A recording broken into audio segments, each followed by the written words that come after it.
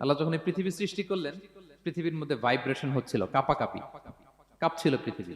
আল্লাহ পৃথিবীর কাঁপাকাঁপি বন্ধ করার জন্য এই পেরেকের মতো পাহাড়গুলোকে পৃথিবীতে ঠুকে দিলেন, কাঁপাকাঁপি বন্ধ হয়ে গেল। এই দৃশ্য দেখে ফেরেশতারা বলে, ইয়া রাব, হাল মিন খালকিকা আসাদ্দু আলাল জিবাল। আল্লাহ, পাহাড়ের এত শক্তি, পৃথিবী কাঁপতেছিল, পাহাড় আপনি ঠুকে দিলেন, পৃথিবীর কাঁপাকাঁপি বন্ধ হয়ে গেল।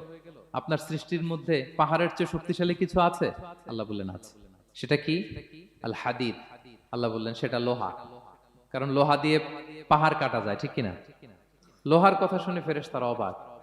লোহা পাহাড়ের চেয়ে শক্তিশালী? ফেরেশতারা প্রশ্ন করলো, ইয়া রাব্বি হাল মিন খালকিকা আশাদ্দু মিনাল হাদিদ। তাহলে আপনার সৃষ্টির মধ্যে লোহার চেয়ে শক্তিশালী কিছু আছে?